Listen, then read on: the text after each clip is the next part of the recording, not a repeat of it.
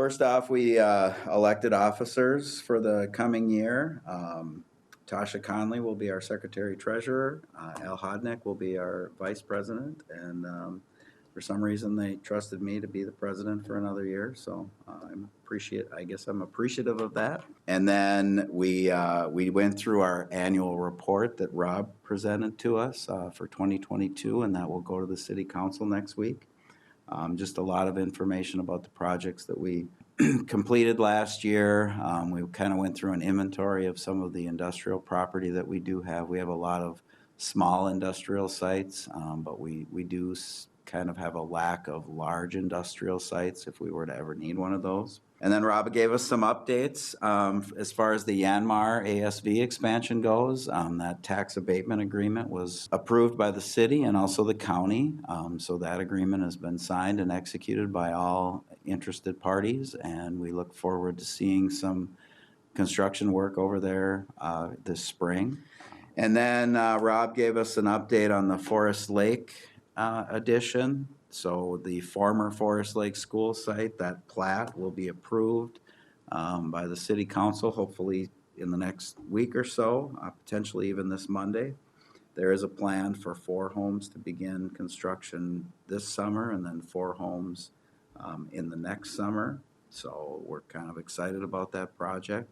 And some of that has some Minnesota Housing Finance components to it, and also some land trust components to it. So we're getting really creative with the financing and the ownership pieces on that site so that we can hopefully build some quality, affordable housing on that site.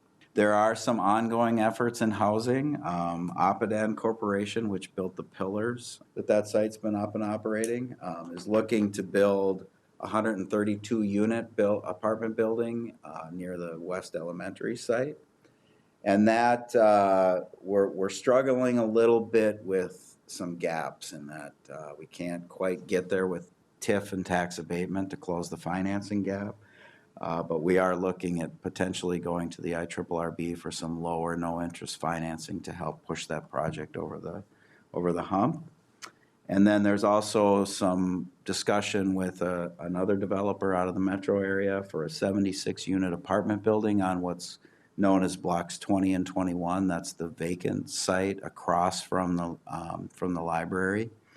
We've been trying to develop that site for several years.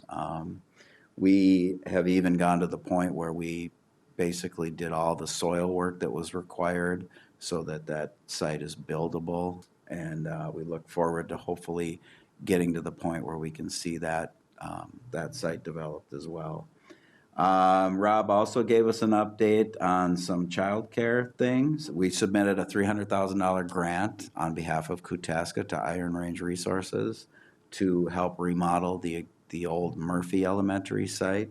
KOOTASCA is going to be moving there from their current location at the Itasca Resource Center.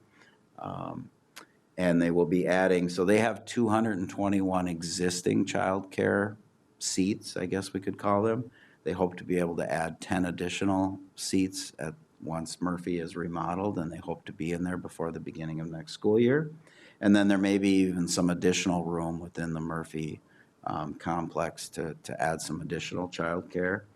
And then we also talked a little bit about the YMCA potentially utilizing the existing KOOTASCA area at the Itasca Resource Center to add maybe an additional 58 childcare slots there. So, and those rooms are already being used by KOOTASCA to provide childcare. So it would pretty much be a ready-made solution for the YMCA to expand their childcare. That was the extent of our meeting. Thank you very much and have a great day.